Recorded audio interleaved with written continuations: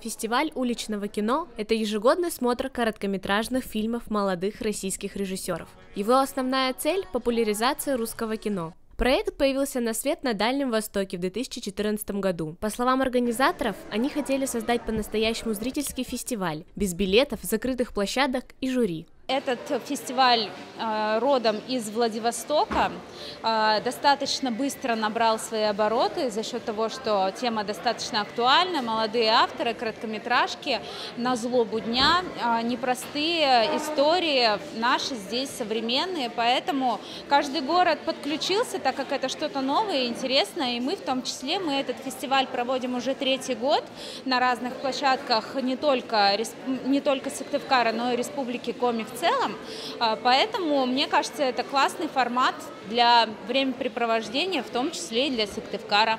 Фестиваль уличного кино – это не только просмотр фильмов. Во многих регионах это еще и полноценный городской праздник с большим числом мероприятий под открытым небом. Однако в Сыктывкаре он прошел в сдержанном формате. В 2 залах кинотеатра Рублеон Синема собралось более 150 жителей города.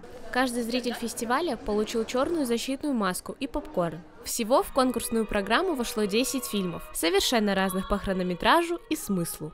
Короткометражное кино – это такой вид кино, который стоит, я думаю, иногда смотреть. И какой-то… Вообще, для меня короткометражное кино – это иногда очень большой смысл. И, наверное, только это и привлекло то, что я хотел увидеть именно смысловую нагрузку в кино.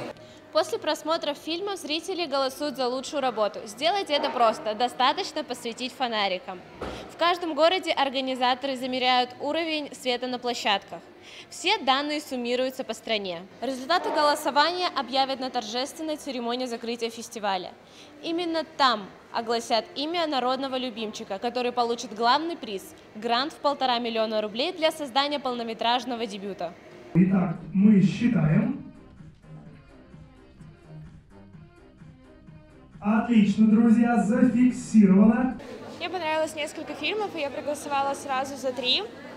Я проголосовала за фильм «Большую восьмерку» про собак, потому что это та жизнь, к которой я хотела бы сама стремиться. То же самое с фильмом «Эколайф». Это именно то, к чему я стремлюсь. Еще я проголосовала за фильм «Маруся», потому что он меня очень сильно тронул. Если вы пропустили показы, в онлайн-кинотеатре МТС ТВ можно посмотреть конкурсные работы прошлых лет. По завершении фестиваля 2020 года там появится и 10 новых короткометражных фильмов текущего сезона. Валерия Голубева, Александр Кочкин, Учебное телевидение СГУ.